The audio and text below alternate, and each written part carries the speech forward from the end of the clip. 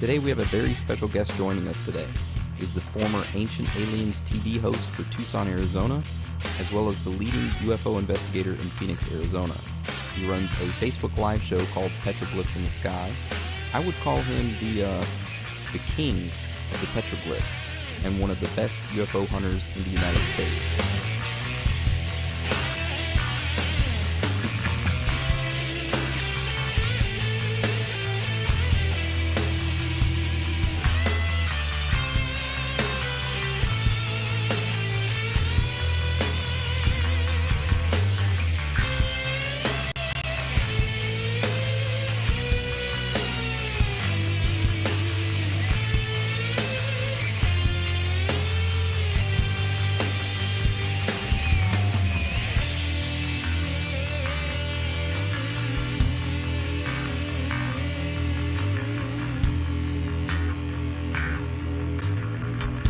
Jeff Woolwine, the first person to do this.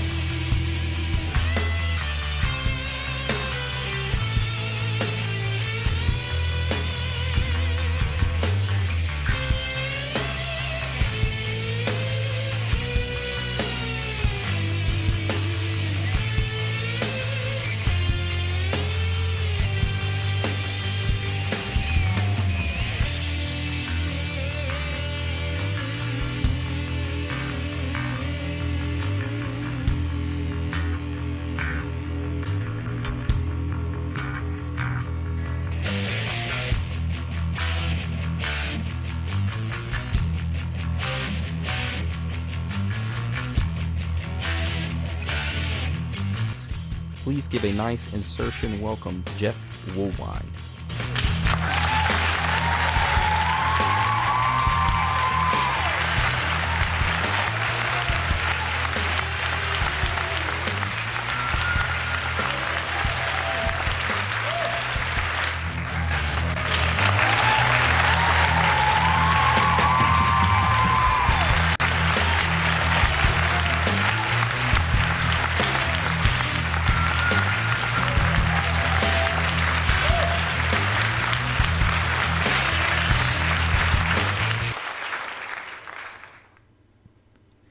How is it going on tonight? Glad to see you guys here back on the Petroglyphs in the Sky UFO show.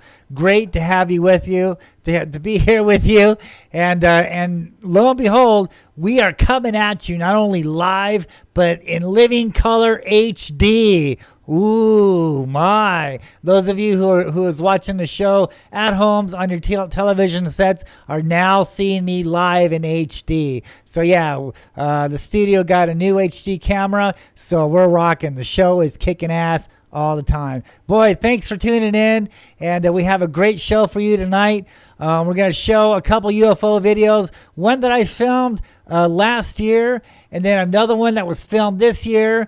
I forgot who sent this to me. I think it was an anonymous viewer sent this video to me, but it matches the exact same thing as I was filming in Phoenix, Arizona. So great for you guys to tune in today, and make sure that you like and share the page. Find me on YouTube, the Phoenix Lights, Jeff Woolwine, Petroglyphs in the Sky, and there you can see all my past shows. and some of the UFOs that I like to film, the ones that that are my favorites. And find me on my Facebook page, Jeff Woolwine, Petroglyphs in the Sky. And make sure you follow and share this video. Let's get this information out on what the Phoenix Lights really is. Okay, 20 years of research into this, man. I've been doing this for like 20 years now, and I successfully discovered what the Phoenix Lights is, and it's going to be a shock to you. And so make sure you like and share this video. Tell your friends. Okay, so let's get into some of our sponsors. So I'd like to give a shout out to Cyber Scams of Australia. And so my buddy Sean, he's hooking me up with the, is the mic on? Yes. Okay. He's hooking me up with the domain name of petroglyphsinthesky.net. That's my website. There you can see the history of Phoenix, Arizona that I dug up in the Phoenix Library. It talks about the first park ranger, Charles Holberg, and it gives you his insight, and it talks about how the tombs are on South Mountain, and it explains on what the petroglyphs truly is. And so p9hosting.rod.com/@petroglyphsinthesky.com/ is my website. But if that's too much for you, just go down and check out the petroglyphsinthesky.net. So yeah. Thank you, Sean, for doing that for me. So go out there and check out my book, The Phoenix Lights, Petroglyphs in the Sky, Landscape for the Spirits, True Stories, Myths, Legends, and UFOs over Phoenix, Volume 1. Now, this research here, this book of what I did, is I'm a native in Phoenix, Arizona, born and raised. I've been seeing these UFOs, these orbs, these Phoenix Lights ever since I was a kid. And so I was pretty much raised on these entities. And in 2004, I really decided to find out what was going on. What was in the Phoenix skies and also your skies. What the hell is going on? We all know that there is something here in the skies. So now let's find out the truth. Let's find out if we can find out, not hearsay, but proof on what these UFO things really are in the skies. Okay, and so I went on a quest, on a hunt, if you will. 15 years of research in Phoenix, Arizona, hiking the mountains, understanding what the petroglyphs are, bringing back the true history of Phoenix, Arizona. Now, you won't hear this anywhere else. This story of what really is the history on Phoenix, Arizona, and what happened to the Native Americans who first settled in this valley is not told. And it hasn't been told in 80 years. This information was tucked away, buried away in the Phoenix Library Department in a folder for 80 years. And it was my research that brought this information back to the public. And it talks about what these Phoenix Lights really is. Okay, not some craft, not some little gray guys running around from Alpha Centauri, from wherever these imaginations is. Not hearsay, but proof, fact.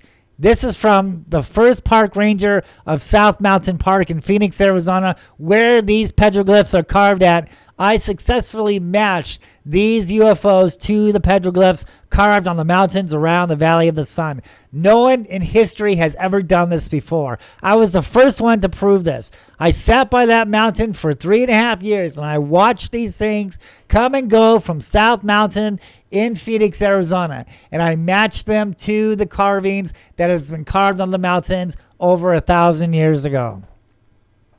I first brought this information to the UFO world in 2005 when I first discovered this. I did the pilot for the UFO Hunter show, also for the Ancient Aliens TV series. I later on did the History Channel on the UFO Hunter show, bringing this information to the public, bringing the petroglyphs to the public. I was the first one to match these Phoenix Lights to the Native American rock art. And from there, I did, many other cable TV shows.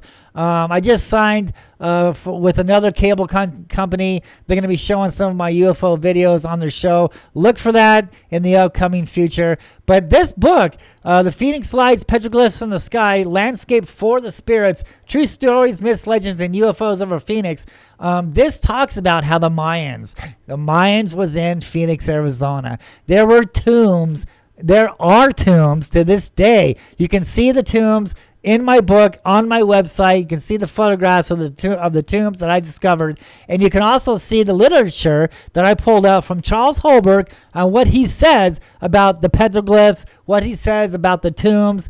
And, it's not some craft. He's not talking about crafts. The Native American shaman that taught me these petroglyphs, we did a tour up there on South Mountain. We did a 2.5-hour tour up there. And he explained to me what the spirals are, what these anthropomorphs are, and he's telling me that these are spirits from the earth and sky.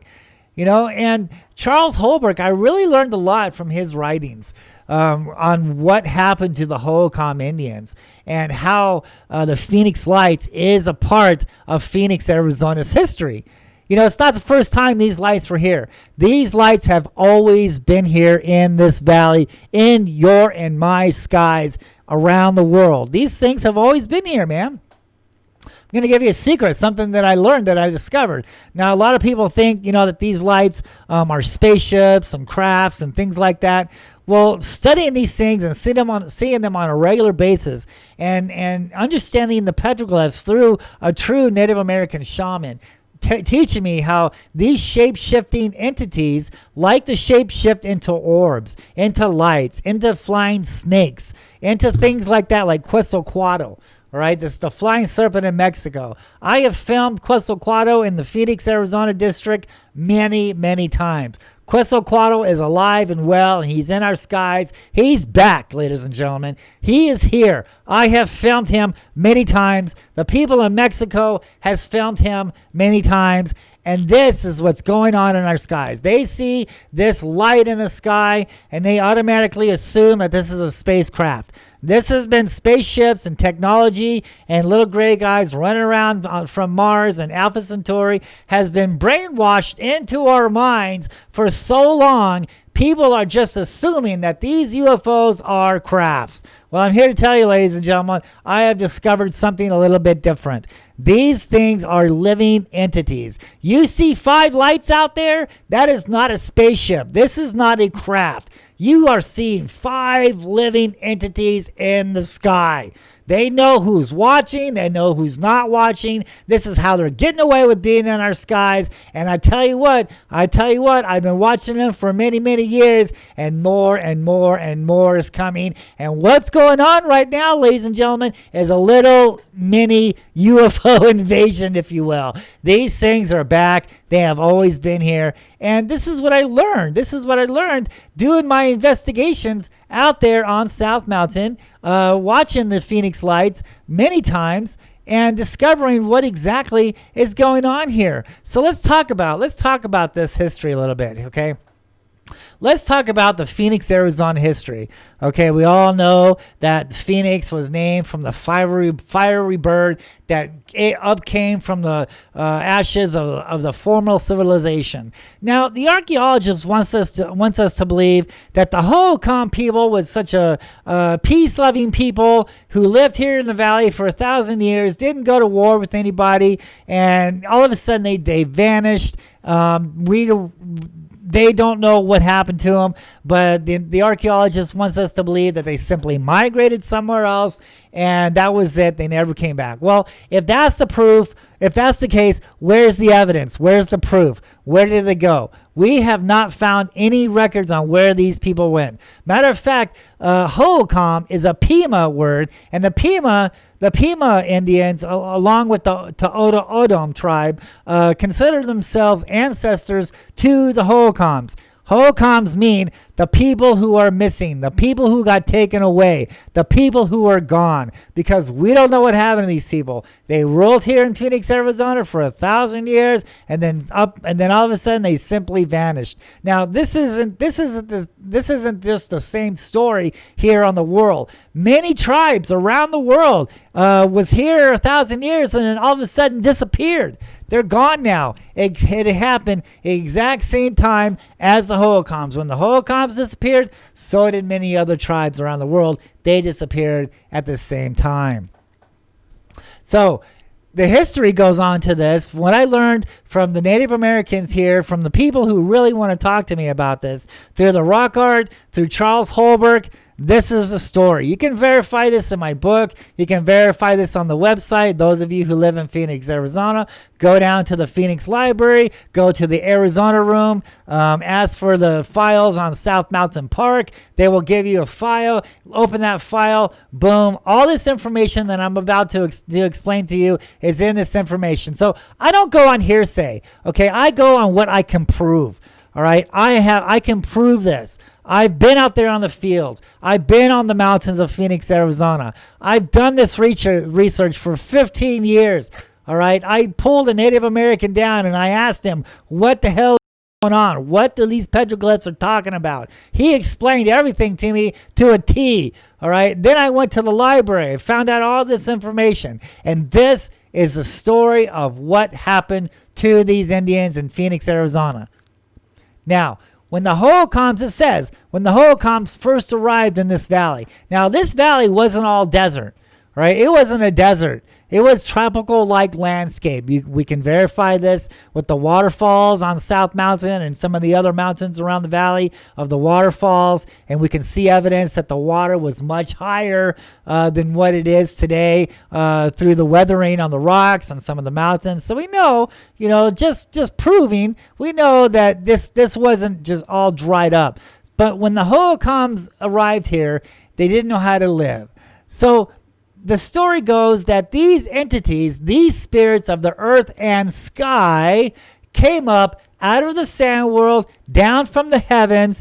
They shapeshift, they morphed into the likeness of people. They taught these people how to survive. They taught these people the secret ways that in which mankind was not meant to understand. In return, these people, the Holocom Indians, treated these beings, these star beings, if you will, they call them star beings because they didn't know where they came from. They treated these beings as gods. They performed sacrifice to these Phoenix lights. I'm talking about the Phoenix lights, dude. I'm talking about these lights in the skies, these orbs that we see in the sky, these flying serpents, crooked crosses, all this crazy shit we're seeing. Not spaceships, not crafts. But what's really here are lights. All right. Now, the story says these lights came down out of the heavens, came down out of the sky, up through the sand world. And some of these petroglyphs, we'll look at these petroglyphs and it says some of them, they look like lizard people. And some would say that these are lizard people. And a lot of the lizard carvings out there, the lizard people carvings out there, has this circular dot in its belly. All right. And there's some interpretations where that circle in the dot is it's portraying half in the underworld, half in our world. So he's half in the underworld, half in our world. But studying these things and seeing these things up close and understanding what they really are and understanding and watching them shapeshift, because I've seen them, dude. I've seen them. Me and Pam, we're out there on South Mountain, and I filmed this light in the sky. And out from this light came this snake, this black serpent-looking thing, Quetzalcoatl. From there, he morphed. He changed. He changed into the likeness of a man. It looked just like one of those petroglyphs.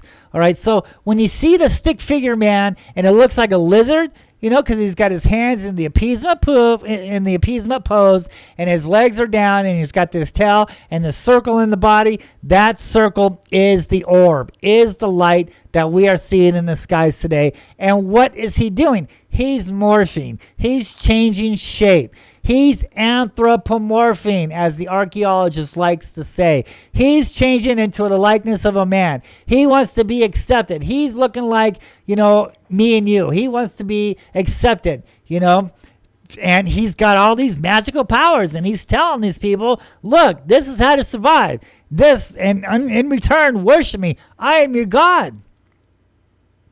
I have found sacrificing altars on South Mountain. I have found tombs on South Mountain. Now, I've also found evidence of giants. Yes, giants were walking around in this Valley of the Sun. Yes, there is evidence of giants, and there are petroglyphs depicting giants on the mountains around Phoenix, Arizona.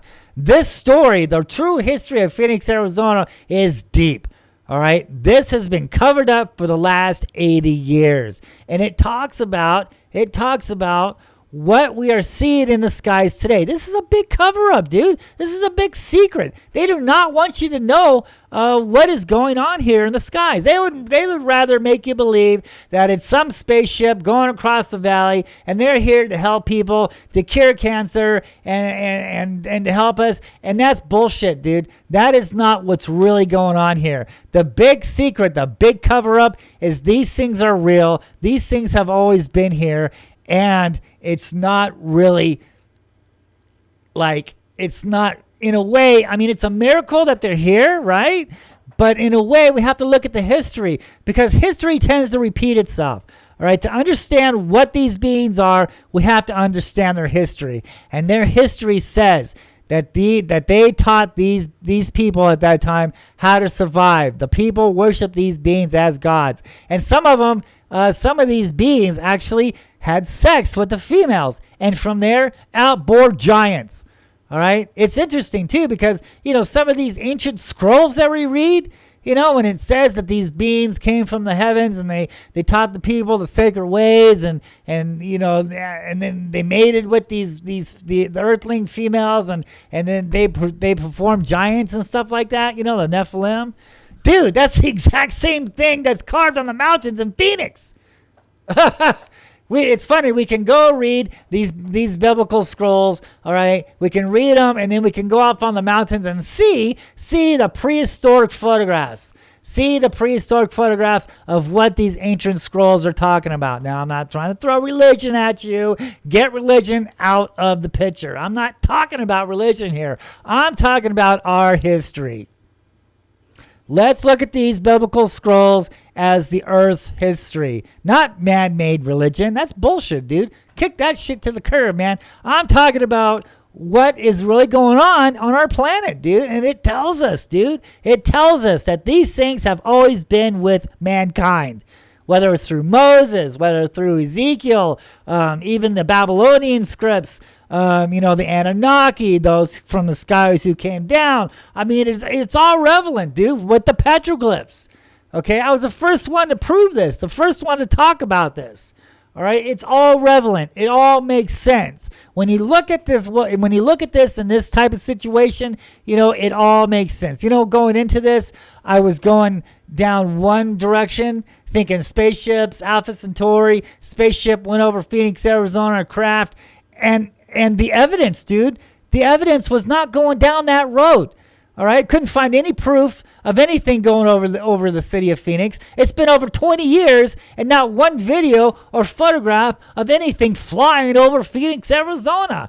The only videos we have are the lights on the west side of South Mountain, and that's it. If a handful of people can film lights far west of Phoenix, Arizona, far west of the valley, then why couldn't a handful of people film a massive V-craft reportedly going 8 miles an hour over the city of Phoenix? Not one photograph, dude.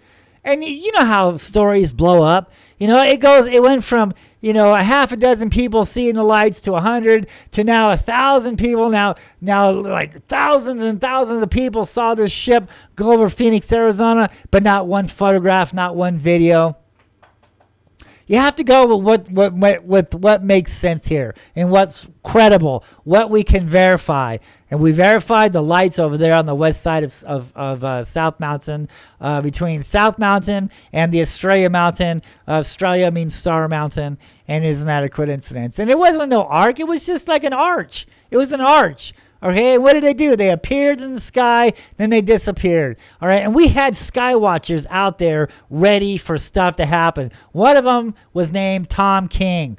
All right, Tom King was ready to film these lights because he had filmed lights a few days before in that week. So he was ready. So if anything was going to fly over the city of Phoenix, Tom King would have filmed it because, dude, he was waiting for it.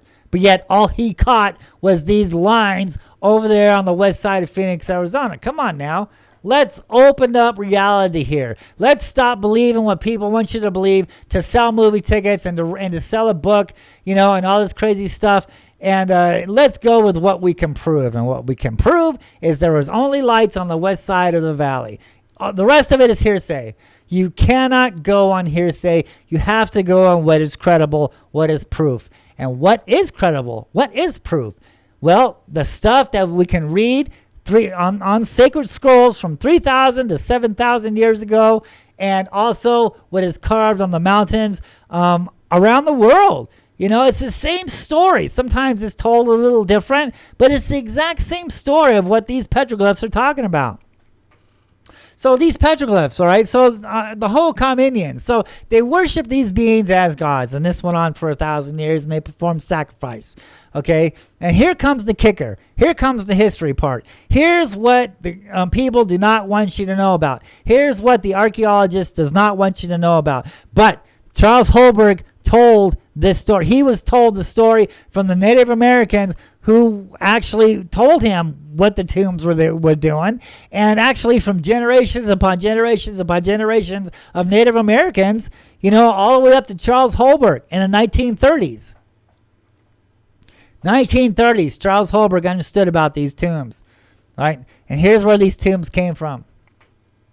So not only the Holocaust were here, but the Mayans. The Mayans were here in the Valley of the Sun also. I found Mayan rock art out there, dude. I found Mayan petroglyphs out there, And some of these pottery shards, okay, we can't carbon date the rocks. We can't carbon date the petroglyphs. We can carbon date, the pottery shards, and we can also find out, where some of the dirt is coming from. And it turns out that this mountain, South Mountain, by the way, it wasn't named, South Mountain back then. What was it called? It was called Mount Sepoa, Mountain of Mercy. And all tribes from all around the nations used to gather here at this sacred mountain, formerly known as Mount Sepoa, now known as South Mountain, and watch the Phoenix lights and watch these things coming and going from this sacred mountain.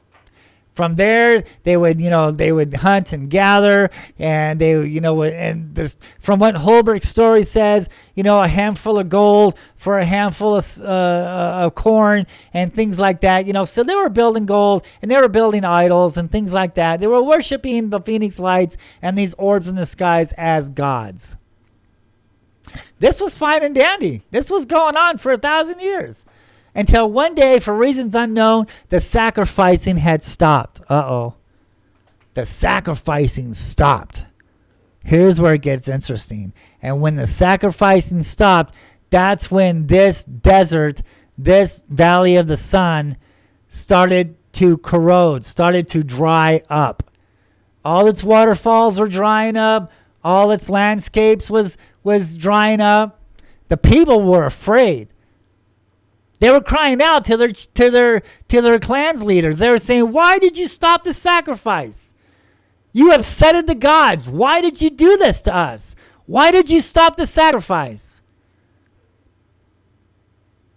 As it started drying up, all of a sudden, the Phoenix lights started to appear in the sky.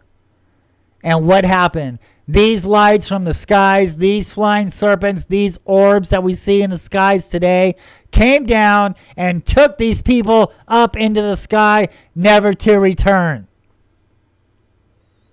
This is the true story of the Phoenix Lights, of where on the true story of Phoenix, Arizona. Man, this came from the first park ranger who learned about this from the Native Americans, from who lived here, from generations upon generations upon generations upon generations, and they told Charles Holbrook because they liked Charles, dude. Charles was there to protect the tombs.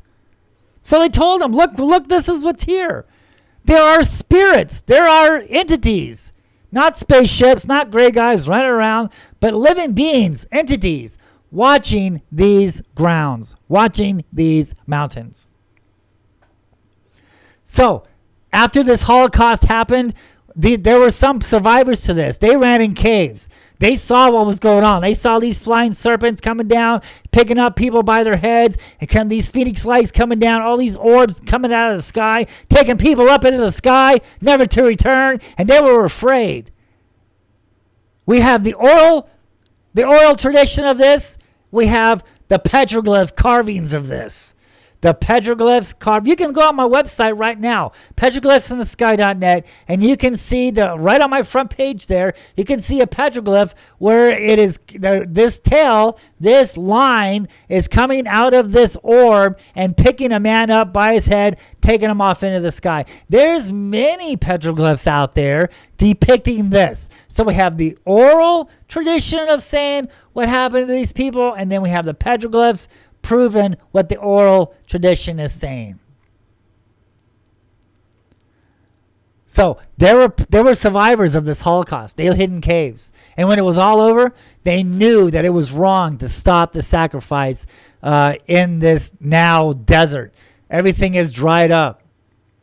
They knew it was wrong. And they went to their leaders and they cried out, "Why did you stop the sacrifice? Look what happened to our people. You upsetted these gods from the heavens. You pissed them off. They took our people away. Why? Look what happened." And the chiefs and the tribal leaders at that time knew that it was wrong to stop the sacrifice. So they went on the sacrificing tables, cut their own heart out, and killed themselves because they knew that it was wrong to stop the sacrifice. They sacrificed themselves on the altars of Mount Sepoa, now known as Mount Phoenix, Arizona, South Mountain. That is the story. This is the true story. This information was pulled out of the Phoenix Library, dude. Okay, in a folder from the first park ranger, Charles Holbrook, from the 1930s, early 40s. Archaeologists doesn't tell you about this. They tell you to stay on the trails when you're out there. Why? Because they don't want you finding the tombs. And I have found the tombs. And you can see the tombs on my website. You can see them in my book. Oh, by the way, I'm not making any money from my book. Okay, I never have. All right, I told the publishers to give my half to the foster kids in Phoenix, Arizona, and to be honest with you, even before my book was published, I was sending out flash drives of my book to people. I was giving my stuff away for free, and I'm still doing that. Me and my wife Pam, every once in a while, someone would ask us, and they can't afford a book, so we buy them a book. Matter of fact, I just bought a friend of mine, Aaron, up there in Maine, a good friend of mine.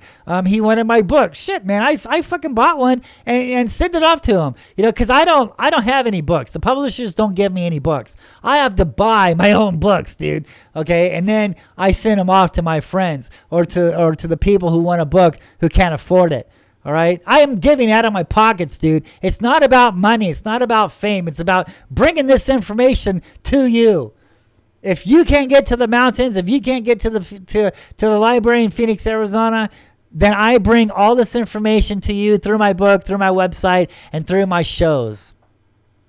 This is what's going on here. I'm not in it for money. I never have been.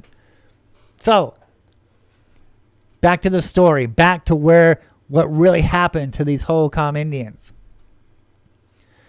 After it was all over with, and after the tribal leaders performed their sacrifice on the altars, the people that survived knew that it was wrong. They cursed Phoenix, Arizona. They cursed this land. They cursed the Valley of the Sun, and they knew that if they were going to continue to live in this valley, that eventually they would have to go back to war with these spirits of the earth and sky.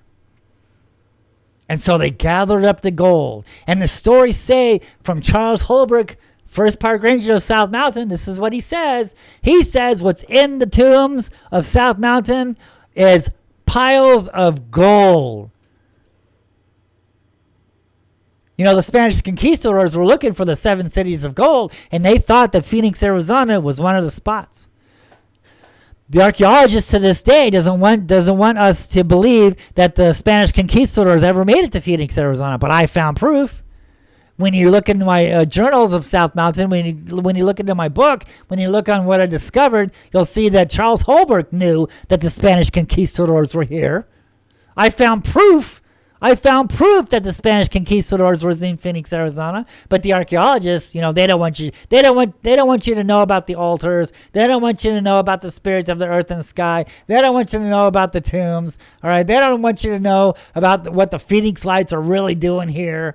All right, you're not going to get any of that information, dude. Once Charles Holbrook died in the early 1940s, all his information was tucked away. He had a flyer. He did tours. I do tours on South Mountain. I explain on where to see the UFOs at, on how to understand these petroglyphs, and so does Charles Holbrook. He handed out little flyers, and you can read that flyer on my website, petroglyphsinthesky.net. You can see that flyer, and it talks about the Mount Sapoa, the 7 cities of gold. Cibola.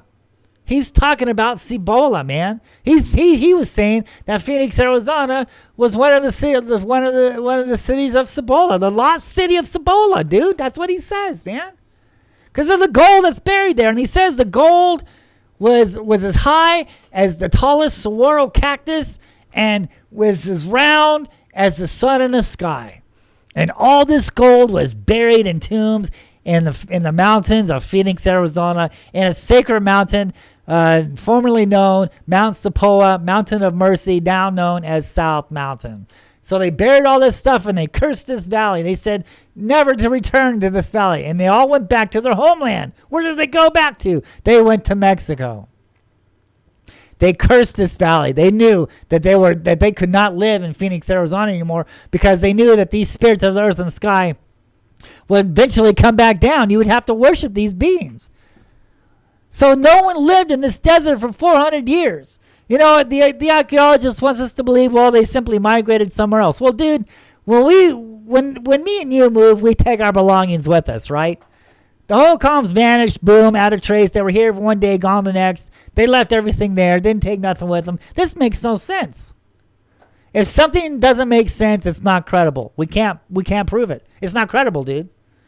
We have to look at what we can prove. We have to look at what is credible and what, which is not hearsay, but what we can verify.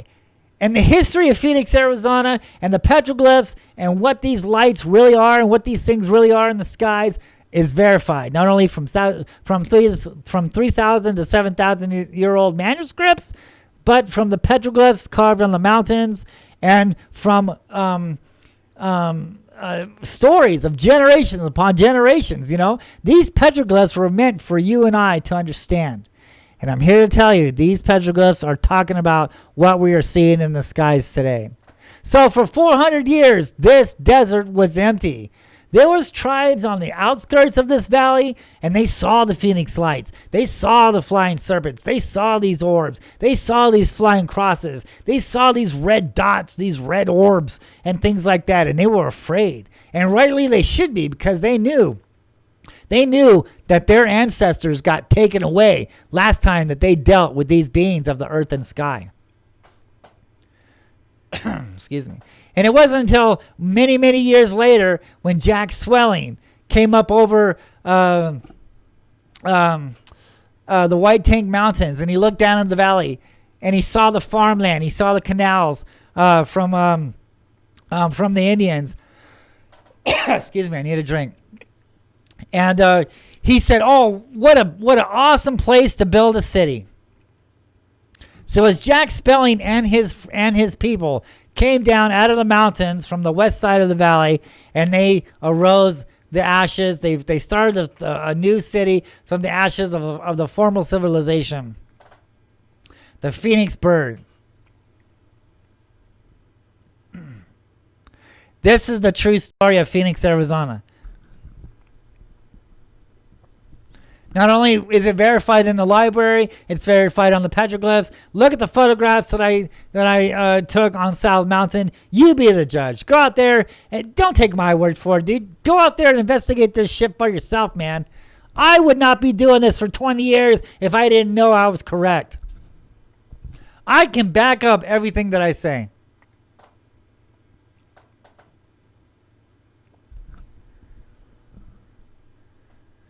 Let's take a break. Have been in our skies all along. They've never left us.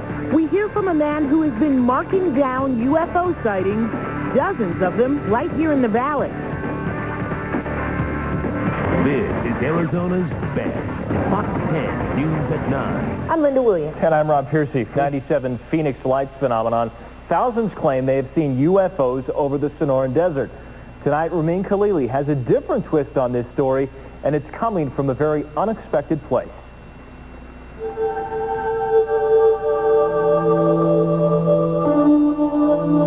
We're not alone in the universe. They are showing up almost on a daily basis now, almost on a nightly basis. It's really exciting. It's really something to see because it's so unexplained. And what Jeff Woolwine sees is lights, and lots of them. Alleged UFO sightings peppered across the city map, all marked with push pins. And this, the centerpiece of what he calls UFO Central. I did come here to try to figure out what these things are. Jeff moved to Mesa last year from New York City solely to dive into the mysteries of these lights, the Phoenix Lights. In 1997, this fire in the sky stoked the imaginations of thousands of locals. Wow. The bug apparently bit Jeff, too. He peeled off these shaky home movie shots of what he says are UFOs. This from 4 months ago over Mesa, two distinct lights that appear to swell and then fade. Apparently, these things have been in our skies all along. They've never left us.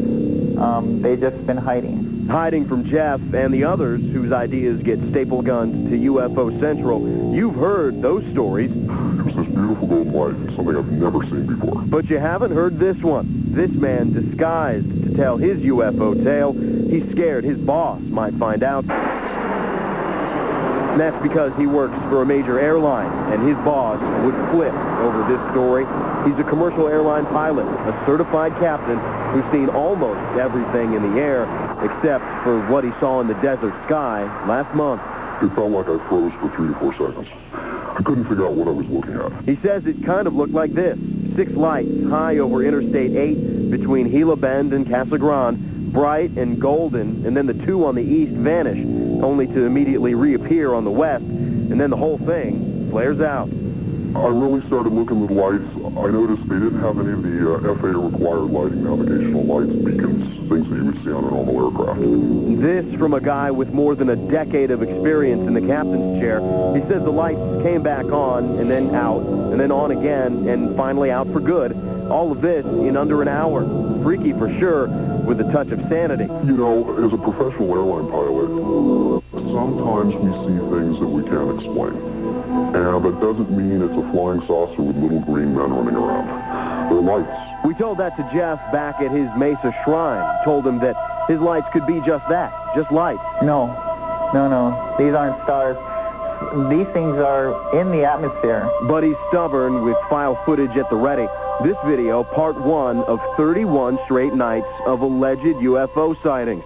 It's my opinion that when these lights come in, they're absorbing the ley lines to go back to wherever they come from. Jeff is sure he's right and backs his points with his wall. It's where the pictures are, the emails, the stacks of tapes next to his Bible. The entire place, a plan to solve this cosmic riddle. I'm not really out there looking for people to believe me. It was just a neat experience for me. But our pilot more subdued, even though he still can't explain those lights. It was enough to make me think, twice. For Jeff and his multimedia attack on the truth, this one, though, is a real mission. It's up for the people who are seeing these things to let people know that they're going on, that they're here. Ramin Khalili, Fox 10 News. Jeff Woolwine says he's planning to make a documentary based upon his UFO sightings. Authorities officially stated those 1997 Phoenix lights were simply night flares dropped by a National Guard unit. Weather for the world. You are watching the Petroglyphsinthesky Ultimate UFO Show. Follow Jeff Woolwine as he explores Native American rock art that shows UFOs has visited Earth long ago. Check out the Petroglyphsinthesky Ultimate UFO Show. Tell your friends.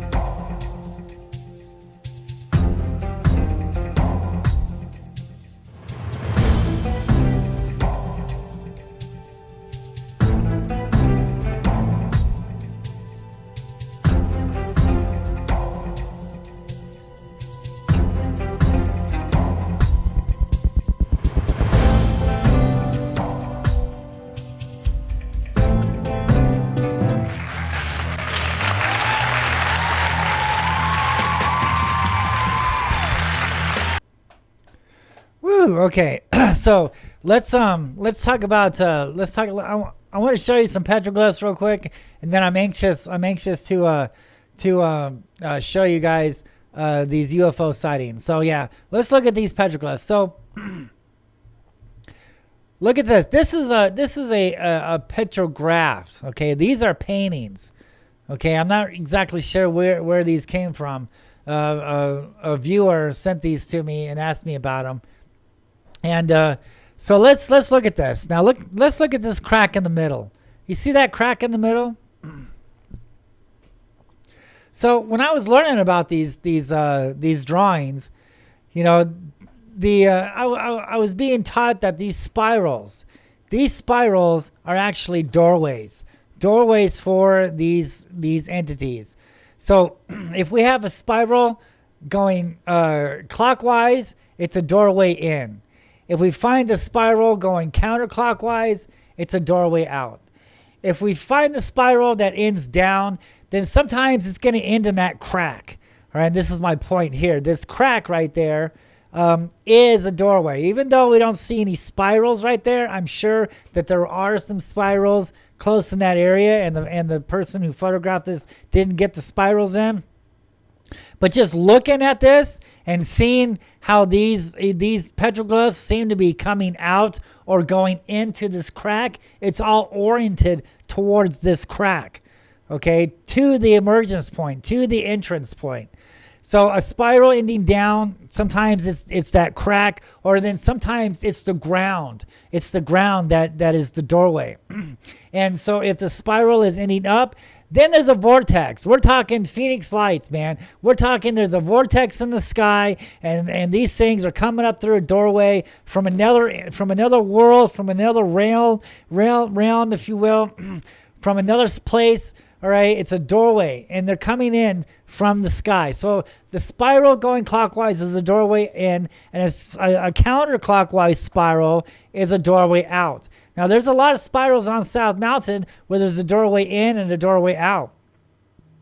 And this is what these petroglyphs are representing. So to the Native Americans and to the ancient ones, they're saying that they're going into the underworld. All right? They're going into the underworld. But looking at this as a scientific area, because I get questions, I get people asking me all the time, well, how come these UFOs are spending so much time in only certain areas? It's because of the energy. It's the energy that these things are attracted to, such as fault lines, natural energy sources, ley lines, if you will, volcanoes, and man-made energy such as nuclear facilities. I've seen photographs of these Phoenix lights, these lights over the Palo Verde nuclear power plant outside of Phoenix, Arizona, that powers 4 or 5 states here on the West Coast. And I've seen photographs of these lights over the power plants.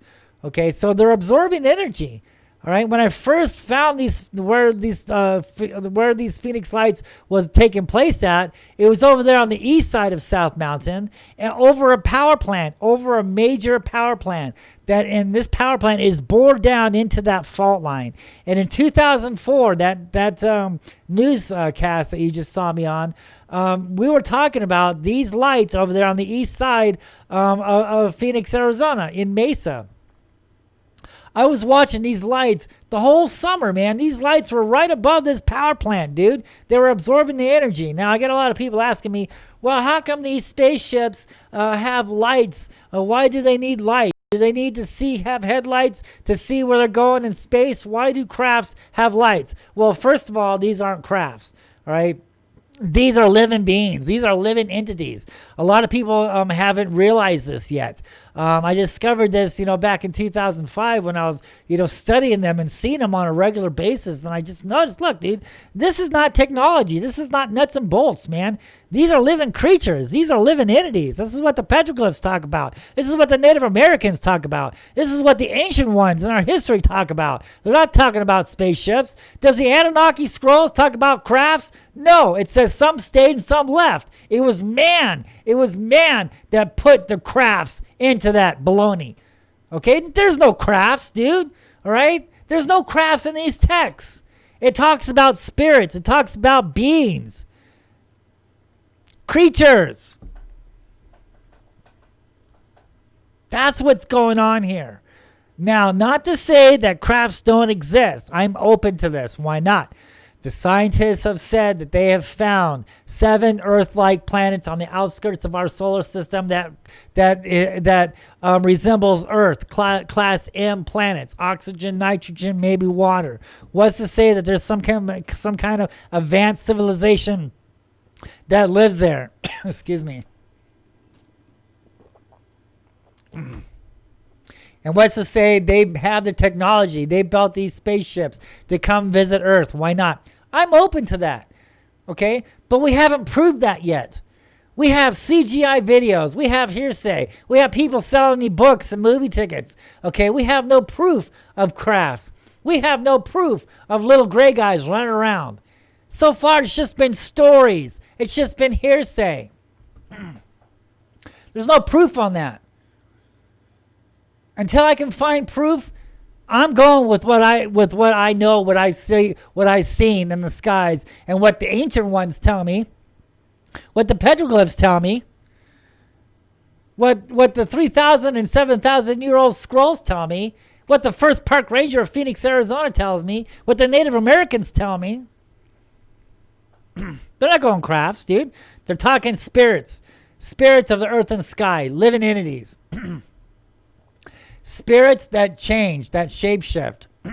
So when they say that these spirits are going into the underworld on a scientific basis, to look at it a scientific way, they're going into the energy spots. They're going into the fault lines. They're absorbing energy. And back to the lights. Why do they have lights? Well, look at the fireflies. Look at the lightning bugs. Okay, they light up, right? That's them, dude. That's just how they were created. They light up. Same with these entities, especially when they get to the energy sources, when they're powering up, when they're gassing up on this electricity. Man, there's so much plasma going on. There's so much electricity, so much energy going on. Man, they're lighting up, dude. That's why we see them at nighttime. That's why we see them in the day. We see the lights. It's not some light on a craft. It's them absorbing the energy. Now, I've been saying this ever since 2005, when I first discovered this on them coming and going from the mountain, going into the underworld or going into these fault lines, and seeing them on the west side, on the east side of South Mountain over this power plant. absorbing this energy. That was the whole key. That was it. That's why they're here in this area. It's because of the energy of the fault lines. And another secret that I discovered over a long period of time, over 2.5 years, it took me to find this out. The first year I watched these things come and go, I noticed that they came during the seasons. They came during the equinox and the solstice. They were here some months, they were gone other months. And then they came back on some months, then they were gone on other months. Okay, and it coincided with the sun, with the equinox and the solstice. Now, the archaeologist wants us to believe, well, these light and shadow markers, the sun that arises over Stonehenge, during the equinox, or the morning sunrise and things like that. It's just telling the ancient people that it's time to plant corn, it's time for the seasons, and it's time to start, farming again. Man, that's bullcrap. That has nothing to do with planting seeds in the ground, dude. It has everything to do with these things that we see in the skies today. The ancient ones saw these beings in the sky today. They were sky watchers.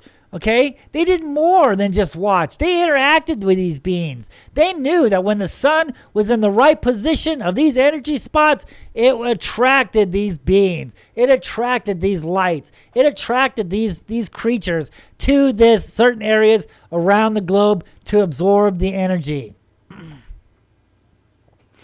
That's it, man. That is exactly the reason why they're hanging around these energy spots.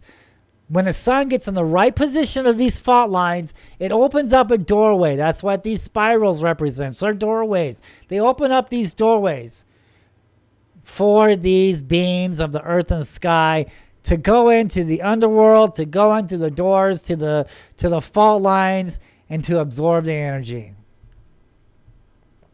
So one way to interpret what's going on in this painting is over here on the left. We can see this entity. See this square box? See the square box? Looks like it's got teeth on the bottom there. Looks like some kind of worm, right? He's coming out of the crack. He's coming out of that doorway. On the bottom, we see what looks like stitches. Okay, that's another type of entity. And, it really reminds me of these rods that was discovered,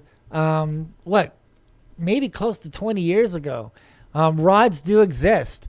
As most of as what these creatures are, the most that I found on them through talking to some of these Native American shamans, they said that they were able to harness, they were able to catch these rods and use them for healing.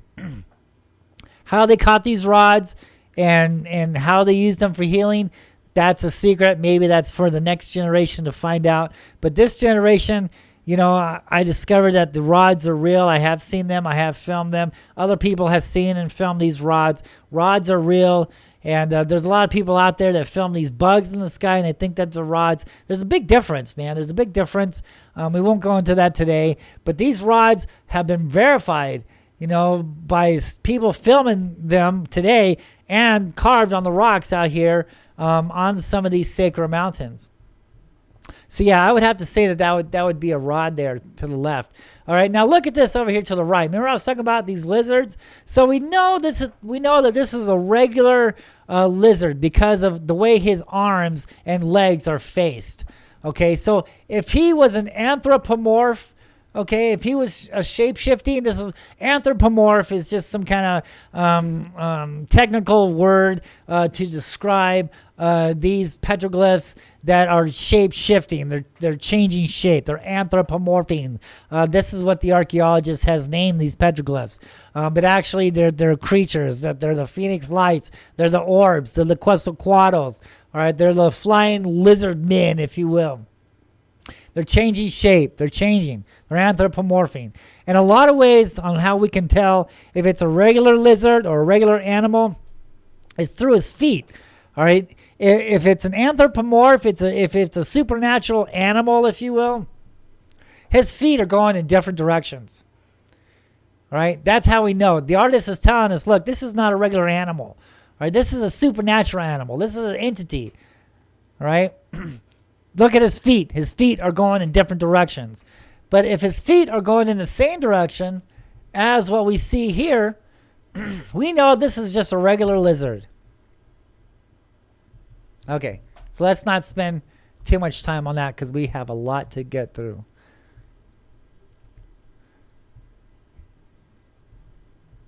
This petroglyph is very cool. It's very interesting. Now, it's unfortunate that the photographer didn't photograph everything, because when you look at the petroglyphs, you're supposed to look at the whole landscape, right? Because the artist is including the landscape in with the art, okay? He's including everything in with the art. So, in this right here, it looks like the great thunderbird, right? The great thunderbird, maybe a pterodactyl, right? The great thunderbird. Okay, now look, okay, let's start from the bottom. Okay, so that top, see his head there, and then there's this line, all right? So that's the ground. That is the ground, right? And then it's got this hill. It's got this hill on top of the ground. So what we're looking at is this bird is under the ground. This is a supernatural bird. He's under the ground. There's a hill above him, and on top of that is a structure, is a building on top of that. So it's unfortunate that we can't see all of the petroglyphs here, all of the landscape, because I'm sure there's more to it. But that's one way to understand this petroglyph. Okay, so this supernatural bird, this thunderbird, is below the ground. He's in the underworld. He's in the underworld. He's under the ground. He's under a hill, and on top of that hill is this structure, probably where they go to worship and things like that. It really looks like a Mayan temple, like one of the Mayan pyramids. So yeah. Here we have another one. Now look at this. This petroglyph is very significant because why? It's carved on lava. Lava, volcano, energy. No wonder there's petroglyphs. There's probably lots of petroglyphs around wherever this volcano is. Wherever this petroglyph was taken at, this photograph was taken at. There's more petroglyphs, I'm sure, and spirals and doorways, and it's on lava, energy source. The Native Americans are telling us, dude, they've marked all these places around the world on where to see these UFOs at. So if you want to be a UFO hunter and you want to track these UFOs down, first find out the history of your city. Find out what the Native Americans say. See if there's any petroglyphs around in your neighborhood on these mountains. Now, some of these mountains are not sacred, if you will. You want to look for the mountains that have spirals on them. Spirals and, what did I say, anthropomorphs, and guys looking up at things in the sky above their head. UFO sightings, dude, because there's a lot of mountains where they just perform ceremonies at, and we can understand this through their rock art, because this is when we find the kachinas and things like that, the ceremonies, or hunting and gathering, shooting deers, going hunting and things like that. All right, so yeah, the Native Americans, they're telling us what they were doing. Some mountains are sacred, some mountains are not. Some mountains are there for them to do their sacred performance at, their sacred dance, ceremonies. And so what you really want to look for are the petroglyphs or the spirals, all right, the doorways. You find a mountain with doorways, that is the source. You want to start watching that mountain. Don't give up, dude, because like I said, they come in seasons. They come in the pattern. Whenever that sun is above that mountain, above that fault line, it opens up the doors, and that's to attract these entities. So once you figure out this pattern, you'll be able to figure out when to watch them. So you can't give up. You have to have faith. You have to have determination. You have to have time. I spent a lot of time doing this, okay? And a lot of people don't have this type of time, right? This is what I discovered through my time and research and hiking the mountains, understanding the petroglyphs, finding out what the Phoenix Lights really is. Is dedication. You got to have dedication. Once you understand this, then you will be able to understand where to see these UFOs at. So yeah, this is a barbell. Look at that, right? It's a barbell. Many barbells, we see it in the skies. many barbells are carved on South Mountain. So it's the same story. Here we go. Here are the spirals. We're out of time, so we really got to hurry. We're already into an hour. Okay, so here we go. Look at the spirals here. Right, so let's start with the spiral on the right. And what is it doing? It is going counterclockwise. So it is, anyone? A doorway out, correct. And look at the line. Look where it's pointed up at. You see that? It's going up. You want to follow that line. You want to follow where that line is going. See that? So, and then it kind of curves off and it goes into this little brick over here to the right. Right? It looks like that's another spiral there. Yeah, that looks like another spiral there. So this doorway going out is connected to it looking like a spiral going in. Right? And then over here on the left, same example. Look at this spiral here. We have two openings here. We have one going out and we have one going in. Look at that. You see that?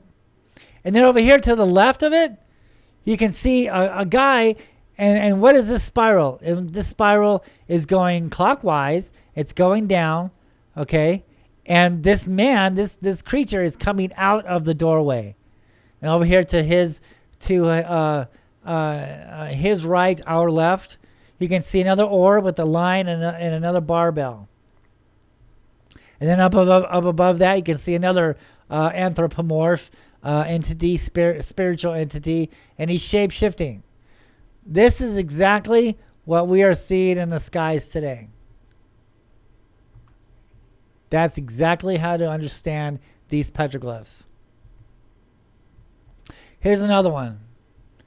And it looks like this petroglyph was carved on lava, on another lava rock, it looks like. And look at this. See that? Okay, we're going to start on the left here. On the left, look at the circle. See that circle? That is the orb. That is the light that we see. And what is he doing? He's morphing. He's anthropomorphing. He's changing shape. Look at what he's doing. He's making a big snake, man. He's growing arms, dude. And he's coming out with a serpent. So this is a half orb, and he's got the body of a snake. See how he's changing shape there? Right now, mostly what we're seeing, the people who are watching these things, they're mostly seeing the circle. They're mostly seeing the orbs. They're mostly seeing the black orbs, the lights, the white orbs, these black dots, things like that. And that's exactly what the tip of this is. That's what that circle is. Now, I have actually seen them morphing and changing shape into serpents. I have seen this. I have filmed this. This is why it's called petroglyphs in the sky. Not spaceships in the sky, but petroglyphs in the sky. It's because these petroglyphs that are carved in the mountains are exactly what we're seeing in the skies today. They're UFO sightings, man. They're prehistoric photographs of what took place in that area. When you see petroglyphs in a certain area, that is a testimony. That is a written history. That is a prehistoric photograph of what took place there. They didn't have video cameras back then. They had stone boulders to record their sightings on the places where the event took place at. This is the reason why we find petroglyphs over there on that side of the mountain, but we don't see any petroglyphs on that side of the mountain because nothing happened over there. It happened over here. This is the reason why you don't want to remove the petroglyphs, all right? Because it's telling a story on where the event took place at. It's not some random story. It's not some Indian on peyote out there, all messed up on these cactuses. Dude, no, he's telling us for you and me. This is what he saw. The only way he could tell you what he saw is through his art, through his drawings, through his photographs. And this is what he's saying that he saw. He saw flying serpents. He saw phoenix lights in the sky. He saw orbs. He saw anthropomorphs, man. He saw creatures in the sky. When you see these petroglyphs high up on the cliff, when you look up and you see petroglyphs up there, then the artist wants you to say, look, You need to look up to see this, because this is what I saw this. I looked up in the sky and I saw this in the sky, and this is what was there. This is a testimony of what he saw in the sky, is what he carved high up on that cliff. You get it now? You have to put the whole landscape in with the art. There's a place in my book where it shows on the trail on South Mountain where the snake is doing these pyramids, right? And when you look back, when you step back from that art, when you look back from that boulder, you will notice that boulder with the snake of the two pyramids is actually the two pyramid hills that's behind that boulder. The Indian is telling us that, look, there's something in these two pyramids, and he's making it such a snake. He's making a snake with two humps, two pyramid humps, and it matches the landscape behind that boulder.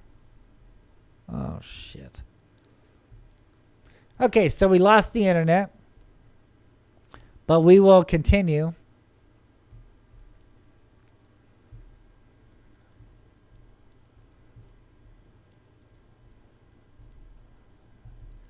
Now here we have a truck. This truck is pretty cool. Look at that. I just wanted to throw this in real quick.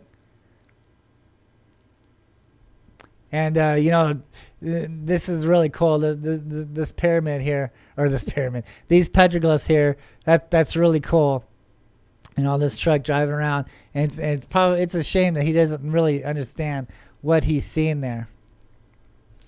Okay, so make sure that you like and subscribe to this channel. Petroglyphs in the Sky, True Stories, Myths, Legends, and UFOs over Phoenix.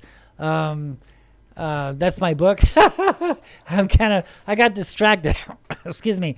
I just got told that the internet went down, so I'm not really sure if we're still on the internet or not. But make sure that you like this channel. Find me on Facebook, Jeff Woolwine, Petroglyphs in the Sky, and subscribe to me. Find me on YouTube. The Phoenix Lights, Petroglyphs in the Sky. So yeah, make sure you subscribe and email me, message me on what on your sightings, on your testimonies, and things like that. Okay, so let's get into these UFO sightings. This one here is what I filmed in Phoenix, Arizona. This one here was filmed. I'm not exactly sure where this one was filmed at, but it matches. It pretty much matches what I filmed at. This was filmed. I filmed mine last year. This was filmed this year. And notice how it's there's two of them there on mine. And see, look, and there's two of them on this one also. You see that?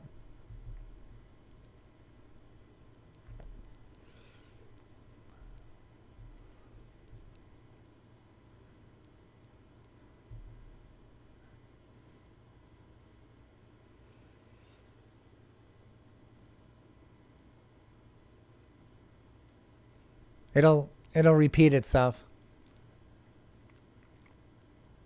And look how they just disappeared. The one on the left. Okay, so here's the beginning of it. The one on the left. Here's theirs. And then here comes mine.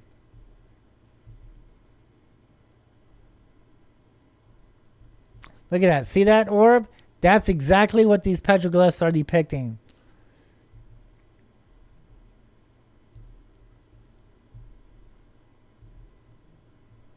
So mine is on the right and his is on the left. And look how it turns into two over there on the left.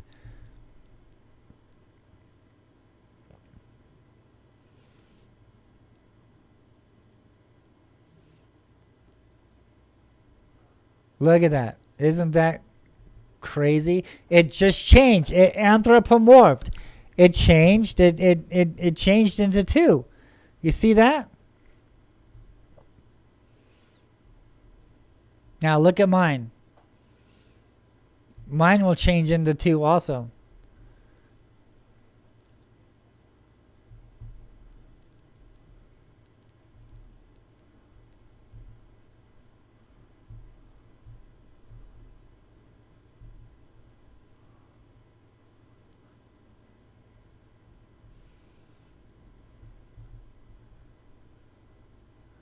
That is the orb that we're seeing that's carved on the mountains.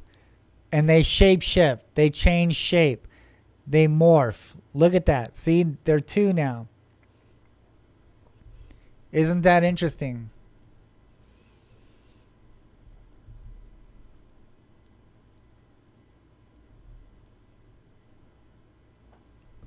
In a minute, you'll see on how mine will change into two.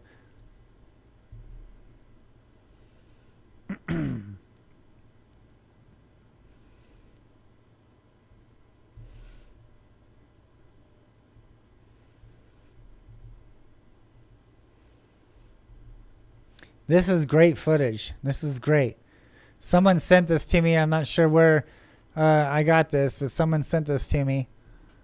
It might have been Pam. Pam probably sent this to me or showed it to me. And it just matched. It matched what I was filming. Look at that.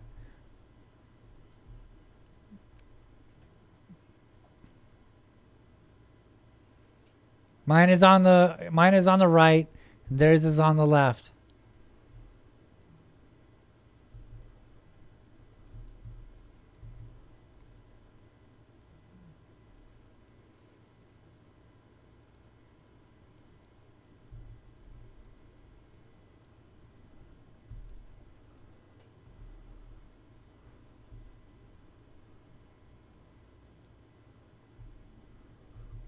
And then here's, look at that. See that? It's the exact same thing as this person filmed this year. I filmed last year. The exact same UFO sighting. Isn't that great? That is so cool. So yeah, you know, these things, it's not some kind of spaceship. These things are alive. These are living entities. Okay? And so yeah, make sure that you like and follow my page, Jeff Woolwine, Petroglyphs in the Sky, and you know, message me on Facebook. Tell me your UFO sightings, and tell me you know, show me some petroglyphs that you want me to take a look at, and make sure you follow and subscribe. And so yeah, I'm gonna get out of here now, and thank you so much for watching, and we will see you next time. Thanks again.